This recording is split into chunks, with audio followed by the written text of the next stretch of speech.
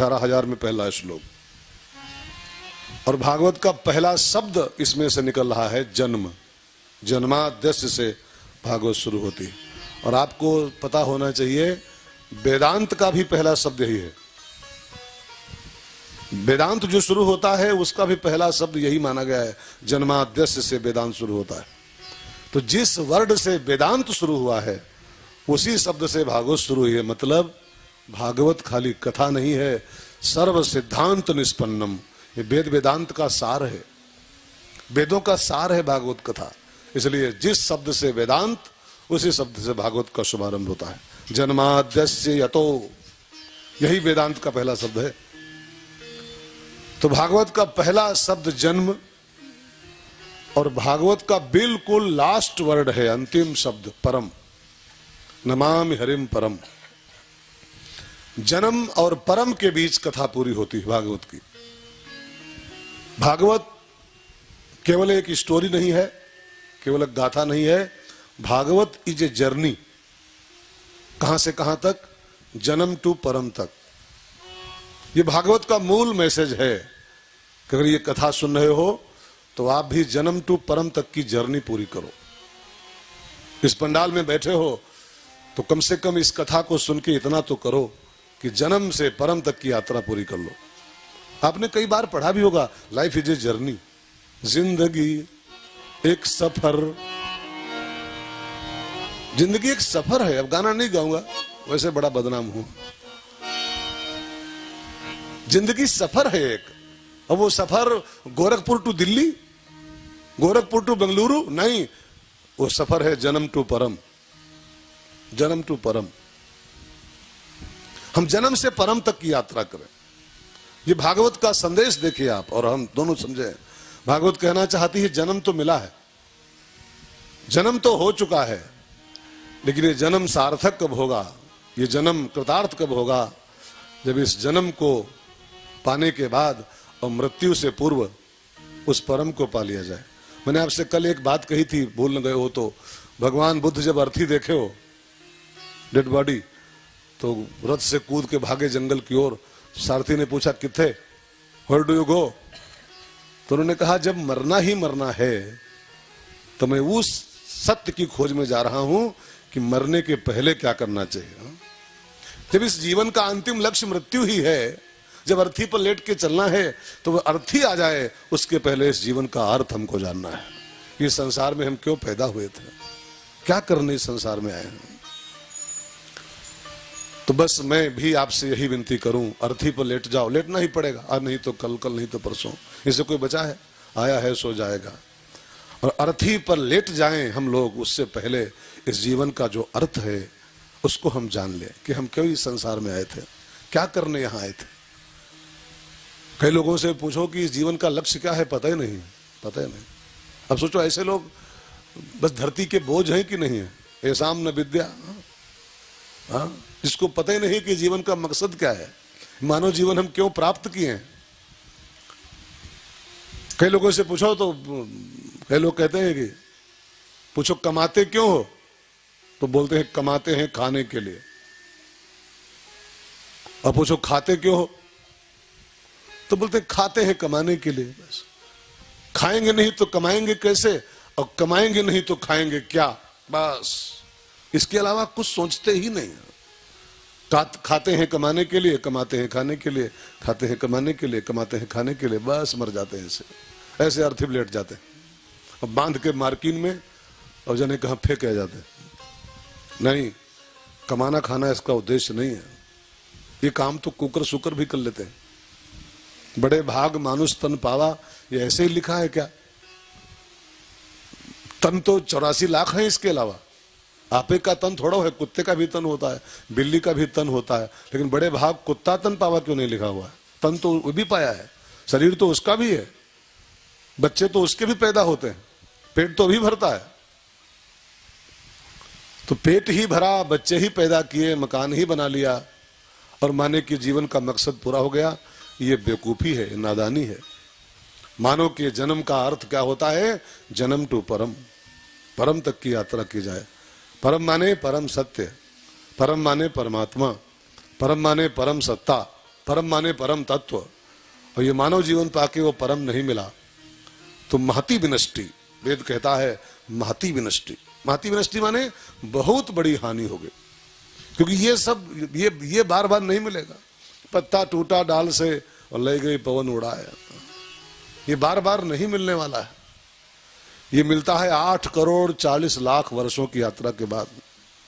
84 लाख योनियां हैं, और 84 लाख योनियों को 100 से गुणा कर दो। अगर हर योनि की 100 वर्ष मान ली जाए, हर योनि की 100 वर्ष, हालांकि हर की 100 नहीं होती है। सांप जीता है 300 वर्ष, कछुआ जीता है 1000 वर्ष, कई कई और योनियां हैं जो पीपल है, बरगद है, सब सैकड़ों साल जीते हैं, सैकड़ों साल। तो ये जरूरी नहीं कि सब योनि 100 साल की हैं।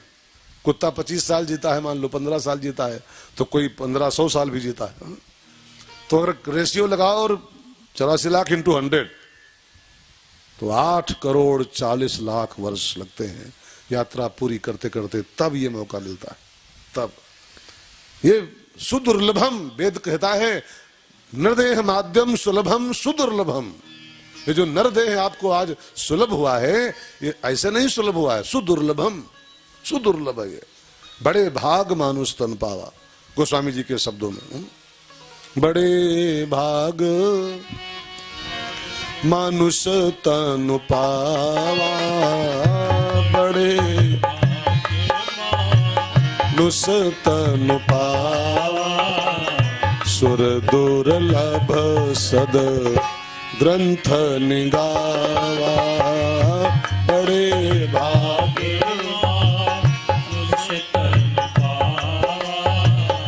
सुर दुर्लभ सद ग्रंथ निगावा, साधन धाम मोक्ष कर द्वारा, साधन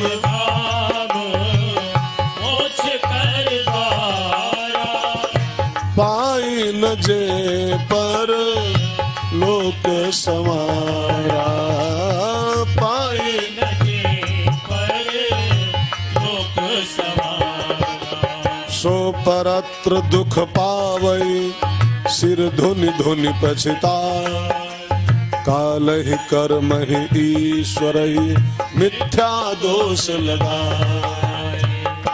विश्वोपाय का अर्थ क्या है?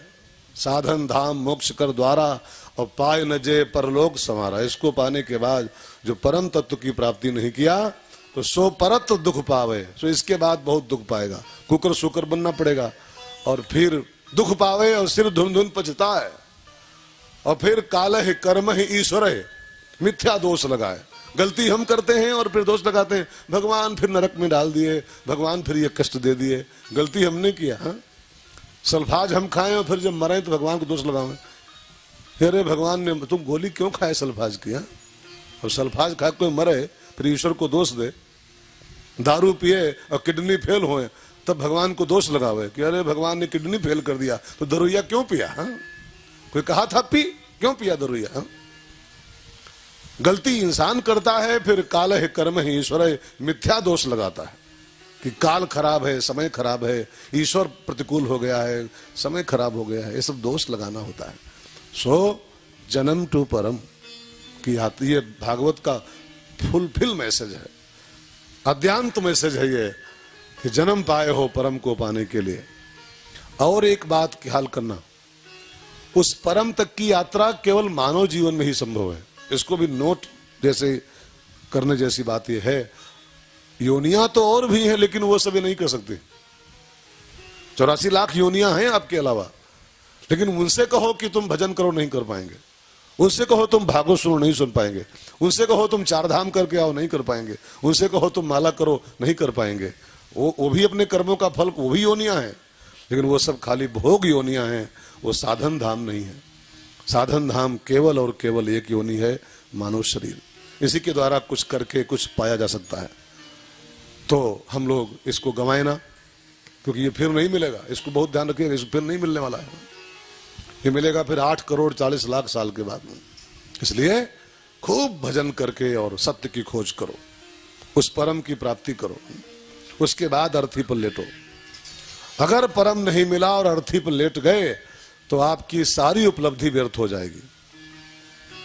ये तो इसके परम के अलावा जो कुछ भी पा रहे हो, 5 प्लाट ले लो गोरखपुर में, PCS IAS कर लो, खूब बढ़िया मुख्यमंत्री और प्रधानमंत्री तक आपकी पैठ हो जाए, खूब बढ़िया आपका नेम फेम हो जाए, लेकिन परम न मिले तो ये सब पाना बेकार हो जाएगा, क्योंकि ये सब सपना है, वही तो खाली सत्य है। शंकर जी से पूछा गया कि आपकी पूरी जिंदगी का अनुभव क्या है, इतना लंबे साल का जीवन जियो हो, पूरे जीवन का अनुभव बताओ। तो शंकर जी क्या बोले, उमा कहूं मैं अनुभव अपना, उमा कहूं मैं अनुभव अपना, सत हरि भजन जगत सब सपना, उमा कहूं अनुभव अपना, सत हरि भजन जगत सब सपना। और सपने में एक बाग लगाया और फल फूलों से खूब सजाया, लेकिन जब लेने को हाथ बढ़ाया तो आंख खुल गई, कुछ हाथ ना आया। सपने में जो भी कुछ अर्जित कर लो ना, सपने में कुछ भी इकट्ठा कर लो, 5 प्लाट ले लो, 4 से मकान खड़े कर लो, 3-4 गाड़ी ले आओ, मुख्यमंत्री हो जाओ, प्रधानमंत्री हो जाओ, तो सपने में कुछ भी हो जाओ, लेकिन आंख मूंदते ही क्या है, आंख खुलते कुछ है। तो जैसे वो सपना आंख खुलते ही कुछ नहीं है, ऐसे ये सपना आंख मूंदते ही कुछ नहीं है। बस मूंदे आंख कतहु कछु नाही, आंख मूंदने मात्र की देर है, कुछ नहीं है ये।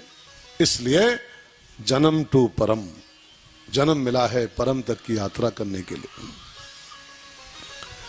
आपने अंग्रेजी पढ़ी है, अंग्रेजी में एक जो अल्फाबेट है ना उसका अंग्रेजी का, उसमें ए को निकाल दो तो BCD आता है, BCD ABCD। ए को जरा निकाल दो, ये तो एप्पल है, एप्पल को खा जाओ, सेहत बनाओ। BCD पर ध्यान दो। एक बहुत बड़े संत बोल रहे थे, BCD का एक बड़ा आध्यात्मिक अर्थ होता है। B और D के बीच में C को रखा गया, B और D बिटवीन, दोनों के बीच में C। B फॉर बर्थ और D for death. B for bat नहीं होता, B फॉर बर्थ होता, जन्म, और D फॉर डॉग नहीं, D फॉर डेथ होता है। तो B और D के बीच में, माने बर्थ और डेथ के बीच में C को रखा गया है, मतलब C फॉर क्राइस्ट। क्राइस्ट माने ईसाई धर्म के परमेश्वर कह लो, परमेश्वर के पुत्र कह लो, परम सत्य कह लो, परम, उसी को परमेश्वर कहा गया है, परम को भी। वो नाम खाली अनेक है, बाकी तो एक ही है, ठीक है।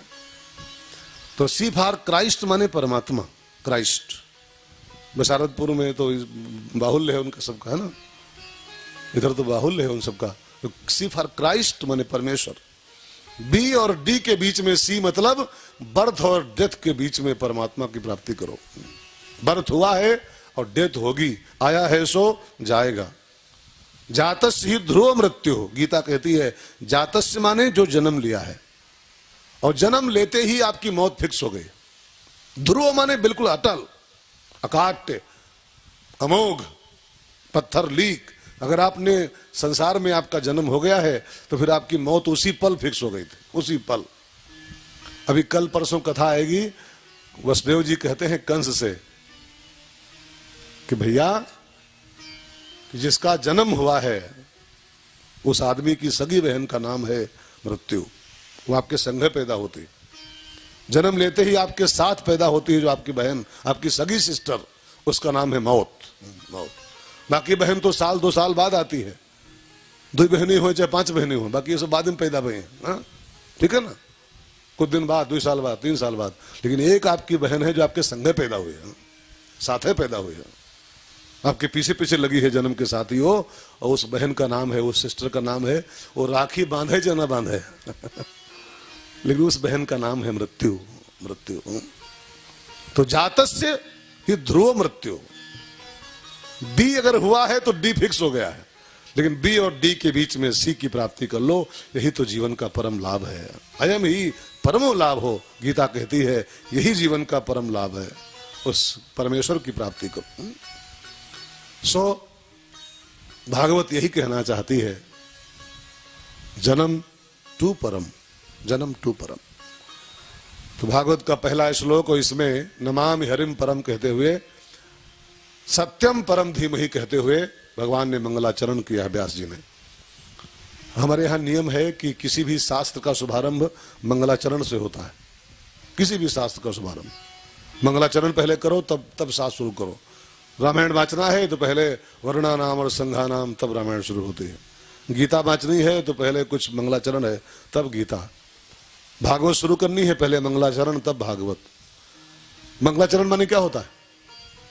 किसी भी शास्त्र का शुभारंभ मंगलाचरण से होता है। इट मीन्स इसका खुला खुला अर्थ यह है कि शास्त्र को शुभारंभ करने का, शास्त्र कहने का अधिकार उसी को है जिसका पहले मंगलाचरण हो। मंगलाचरण माने कोई श्लोक नहीं, मंगलाचरण माने होता है मंगल हो आचरण जिसका। इट मीन्स मंगलाचरण, मंगल आचरण, मंगल आचरण। शास्त्र की शुरुआत वही कर सकता है, शास्त्र कहने का उसी को हक मिलना चाहिए।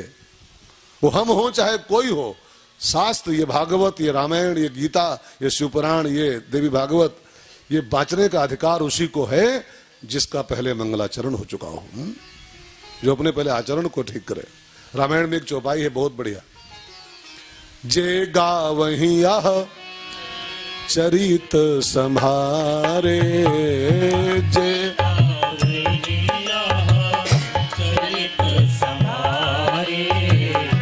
ते यही ताल चतुर रखवारे, जे गावहीं चरित संभारे, ते यही ताल चतुर रखवारे।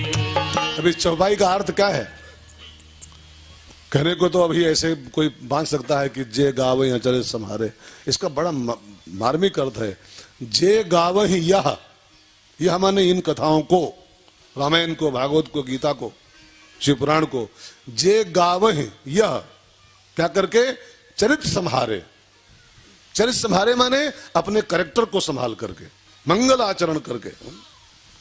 ते यही ताल चतुर रखवारे, वही इस गंगा की रक्षा कर सकते हैं, वही इस गंगा को प्रदूषण से बचा सकते हैं जो पहले अपने आचरण को मंगल कर लें, उसके बाद व्यासपीठ पे बैठे और तब ये कथा बांचे। ठीक है ना? वो खाली वर्णा नाम और संघा नाम नहीं। मंगलाचरण का अर्थ होता पहले अपने आचरण को मंगल करो, तब बैठो इस चौकी पर, है ना? तब यहां बैठो। खुद का आचरण ठीक नहीं है और दूसरों को उपदेश करें। लोग कहते हैं ना पर वचन हो रहा है, पर वचन। पर वचन माने क्या होता है? खाली दूसरों के लिए वचन बोले जाएं, अपने में कुछ न हो। पर वचन, पर माने दूसरों के लिए, for you, only for you. अब पूछो तुम्हारे ऊपर लागू होता है ना? कहने हम तो सब ठीक है। चौकी की बात चौका में लागू नहीं होती। कई लोग हैं चौकी पे कुछ और चौका में कुछ और। चौकी पे बैठेंगे तो इतना ज्ञान बघारेंगे, अब बाद में 100 रुपए के पीछे लड़ाई करते हैं। 100 रुपए के पीछे जो लिस्ट बनाते हैं तो सामान की, तो पता लगेगा कि बिक जाए यजमाने पूरा, यजमान नीलाम हो जाए। जो लिस्ट बना के भेजेंगे, वो पायल 2 तोला वाली, अंगूठी 2 और चैन और ये फलाना सोने का सिंहासन और वो सब, और यहां बैठ के बोलेंगे सब मिथ्या है। पर वचन, पर वचन, पर उपदेश कुशल बहु तेरे, जे आचरण ही ते नर न घनेरे। रामायण की देखिए कितना बढ़िया डिमडिम घोष रामायण का है। पर उपदेश कुशल बहु तेरे, बहुत तेरे। दूसरों के लिए वचन बोलने वाले बहुत लोग हैं, लेकिन उन्हीं वचनों का आचरण करने वाले, उन्हीं वचनों पर स्वयं फॉलो करने वाले बहुत ज्यादा लोग नहीं है, गिनती के लोग हैं, गिनती के। जैसा बोले वैसा चाले। बापूजी भी गोरखपुर में है, एक कथा में उनकी सुन रहा था, बोल रहे थे कि गुजराती कथावाचक माने उधर के कथावाचक और इधर कथावाचक में एक अंतर है। अब डिफरेंस नहीं कर रहे थे, कोई भेदभाव नहीं कर रहे थे, ये सच्चाई है, सत्य है। उधर के कथावाचक, इधर वाले, अपने इधर वाले, एक फर्क है। अपने इधर के कथावाचकों की एक प्रॉब्लम है, उनके यहाँ वो कथा करने गए हो किसी शहर में और कोई घर पहुंच जाए, मानो जैसे हम गोरखपुर में आए और कोई लखनऊ पहुंचे, और लखनऊ पहुंच के हमारे घर में पूछे पंडितानी से कि पंडित जी कहाँ गए महाराज जी, तो क्या बोलेगी? कथा कहाए गए हैं, कथा कहने गए गोरखपुर। ठीक है ना? और बापू कह रहे थे कि उधर के लोगों से अगर पूछे कि तुम्हारे पंडित जी कहाँ गए, तो बोलते हैं कथा करने गए, कथा करने। अब कितना बड़ा अंतर आ गया, कथा कहने गए हैं और कथा करने गए, है ना। कथा कहने गए हैं केवल पंडित जी, पर उपदेश कुशल बहुतेरे। और कथा करे, कथा करे, कथा कहना और कथा करना जमीन आसमान का फर्क दोनों में है, जमीन आसमान का। खाली कथा बांचे और जीवन में कुछ उतारे ना, वो कथा कहता है खाली बस। और कथा करना माने जो लिखा है कथाओं में वो कहे भी और करे भी वही, करे भी वही, वो श्रेष्ठ वक्ता होता है। तो हर वक्ता को प्रयास करना चाहिए, मैं भी प्रयास करूं, ये बदनामी नहीं होनी चाहिए इधर की। हाँ, कितने वाले वक्ता खाली कथा कहते हैं, कथा कहे न केवल, कथा कहें, मंगलाचरण, मंगलाचरण करें। तो भागवत का मंगलाचरण हुआ है सत्यम परम धीमहि के साथ। सत्यम परम धीमहि, व्यास जी मंगलाचरण करते हुए कहते हैं, मैं वो सत्य रूपी परमात्मा के चरणों में का ध्यान करता हूं। धीमहि माने ध्यान करना, सत्यम परम धीमहि, मैं उस परम सत्य का ध्यान करता हूं। उसको कोई नाम नहीं दिए व्यास जी, नाम देके तो लफड़ा हो जाता है। नाम देने से फिर सांप्रदायिकता, फिर वो ग्रुपबाजी शुरू हो जाती है। अगर कहते रामम परम धीमहि तो राम वाले कहते ये रामायण है, ये मेरे राम जी कथा है। कहते कृष्णम परम धीमहि तो कृष्ण वाले जो सब ताल ठोकते मेरी कथा है। अगर कहते शिवम परम धीमहि तो शंकर वाले कहते मेरी पोथी है ये। अगर कहते दुर्गा परम धीमहि तो दुर्गा वाले कहते नहीं ये किताब हमारी है। हा? ये भी तो प्रॉब्लम है समाज में, ये भी तो प्रॉब्लम है। राम वाले अपना ग्रुप बनाए बैठे हैं, कृष्ण वाले अपना ग्रुप बनाए बैठे हैं, दुर्गा वाले अपना ग्रुप बनाए बैठे हैं। ये देवताओं के नाम पर और धर्मों के नाम पर और बाबाओं के नाम पर जो ग्रुपबाजी शुरू हो जाती है समाज में, ये बहुत नुकसानदायक है, बहुत हानिकारक है। लेकिन आजकल ये खूब चल रहा है, राम वाले अपना ग्रुप ठोके बैठे हैं, मैं राम का बजता हूं, कृष्ण को नहीं मानता हूं। कृष्ण वाले कहते हैं राम वाम क्या होते हैं, 16 कला के कन्हैया हमारे हैं, राम वाम क्या होते हैं। अब दोनों अपने हैं, लेकिन क्या कहा जाए, दोनों अपने ही तो हैं, राम भी अपने, श्याम भी अपने। ग्रुपबाजी बहुत नुकसान कर रही है, ग्रुपबाजी। देवताओं के नाम पर ग्रुप, बाबाओं के नाम पर ग्रुप, ग्रंथों के नाम पर ग्रुप जो बन रहे हैं, इससे समाज सब खंड खंड हो रहा है, सब छिन्न भिन्न हुआ जा रहा है। और आजकल तो और एक कदम बढ़ गया, अब तो देवताओं के नाम पर भी ग्रुप बनने लगे। ये देवता हमारे ग्रुप का है, ये देवता हमारे ग्रुप का है। उस देवता को खड़ा किया और उसी के नाम पर एक गोल सेट कर दिया कि ये देवता हमारा, बस हम ये जाति के ये देवता, इस जाति के ये देवता, इस जाति के ये देवता, उनको खड़ा करके सब गोल सेट कर रहे हैं अपने अपने। अब देखिए ना कितना नुकसान समाज में हो रहा है, कितना घाटा हो रहा है समाज का। श्रीवास्तव समाज का अलग देवता हो गया, मारवाड़ी समाज का अलग देवता हो गया। अब उसे उनको अभी निंदा रूप में हो जाएगा, लेकिन ये सत्य है, आप जानते हो, सब जानते हो। हर समाज का अपना अपना देवता सेट हो गया, हर समाज का अपना अपना गुरु सेट हो गया, हर समाज की अपनी अपनी किताब सेट हो गई, और उसी के नाम पर सब झंडा ऊंचा कर रहे हैं अपना अपना। और इसको देख के लगता है कि समाज का लाभ हो रहा है, समाज गर्त में जा रहा है। एक धर्म के कितने टुकड़े हो रहे हैं, एक धर्म के। और सब हैं तो हम हिंदू ही, लेकिन सब खंड खंड हुए जा रहे हैं। इसलिए व्यास जी ने इस बुराई से बचने के लिए न रामम, न श्यामम, न दुर्गा, न शंकर, कोई नाम ही नहीं दिया। सत्यम परम धीमहि, सत्यम परम धीमहि। राम श्याम कह के वो ग्रुप नहीं बनाना चाहते थे। मैं सत्य रूपी परमात्मा का ध्यान करता हूं, ठीक है। अब उसको आप जो चाहो नाम दे लो, जो चाहो, सब उसी परमात्मा के, उसी के नाम है। हर देश में तू, हर वेश में तू, तेरे नाम अनेक, तू एक ही है। अब उसी सत्य को आप जिस नाम से पुकारना चाहो, उसी को सिख भाई कहते हैं सत श्री अकाल, सत श्री अकाल। उसी को बौद्ध धर्म वाले कहते हैं सत्यम शरणम गच्छामि। उसी को दुर्गा जी वाले कहते हैं सच्चे दरबार की जय। उसी को शैव कहते हैं सत्यम शिवम सुंदरम। अब उसी सत्य को आप सत्यम शिवम कह लो, उसी सत्य को आप सत श्री अकाल कह लो, उसी सत्य को आप जो चाहे कह लो। तेरे नाम अनेक, तू एक ही है। व्यास जी का यही विशाल हृदय था कि मैं ये इसको संकीर्ण नहीं करूंगा परमात्मा को, सत्यम परम धीमहि। लेकिन हम लोग गड़बड़ कर रहे हैं, गड़बड़ कर रहे हैं। क्या बनाने आए थे और क्या बना बैठे। बड़ा प्यारा शेर है, क्या बनाने आए थे और क्या बना बैठे। कहीं मस्जिद बना बैठे, कहीं मंदिर बना बैठे। और इसके आगे की लाइन बड़ी बढ़िया है, क्या बनाने आए थे और क्या बना बैठे, कहीं मंदिर बना बैठे कहीं मस्जिद बना बैठे, लेकिन हमसे अच्छे तो ये परिंदे हैं, हम लोगों से अच्छे तो ये पक्षी हैं, कभी मंदिर पे जा बैठे और कभी मस्जिद पे जा बैठे, उनको कोई गुरेज नहीं, कोई परहेज नहीं, कभी मंदिर की छत पे बैठे हैं कभी मस्जिद छत पे बैठे हुए, दोनों को मानते। और हम लोग इसी के नाम पर सब गुट बनाए बैठे हैं ना? कि नहीं मंदिर उनका है, मस्जिद हमारी है, गिरजाघर हमारा है, गुरुद्वारा हमारा है। क्या बनाने आए थे और क्या बना बैठे। तो व्यास जी की इच्छा थी कि सीढ़ियों के बजाय गर्भगृह तक पहुंचा जाए। देखो मंदिर के दो भाग होते हैं भाई बहनों, मंदिर जो होता है ना, कोई भी मंदिर के दो डिपार्टमेंट होते हैं, एक उसका गर्भगृह होता है जहां मेन भगवान बैठे होते हैं, मुख्य भगवान, और एक उसकी सीढ़ियां होती है, सीढ़ियां। उस गर्भगृह तक जाने के लिए कुछ स्टेप होते हैं। कोई भी मंदिर आप जाके देखो, वृंदावन बिहारी के यहाँ जाओ, द्वारकाधीश के यहाँ जाओ, तो मंदिर तक जाना है तो आपको कुछ स्टेप चढ़ने पड़ते हैं, कुछ सीढ़ियां। अब थोड़ा सा एक सच्चाई को आप जरा समझो, एक सच्चाई को समझिए ठीक से। कुछ लोग मंदिरों में होते हैं और कुछ लोग मंदिरों की सीढ़ियों बैठे रहते हैं, मंदिर कभी नहीं जाते हो। सुबह होगी आ जाएंगे, बोरिया बिछा के फटी वाली सीढ़ी बैठ जाएंगे सीढ़ी पर, और सीढ़ी पर शाम तक बैठे रहेंगे और शाम को घर लौट जाएंगे, मंदिर कभी नहीं जाते। ठीक है ना। एक होते हैं जो सीढ़ियों से चढ़ते हुए और उस गर्भगृह तक पहुंच जाते हैं, मंदिर तक। सीढ़ियों पर कौन होते हैं जी, और मंदिर कौन जाता है, थोड़ा सा समझिएगा ठीक से।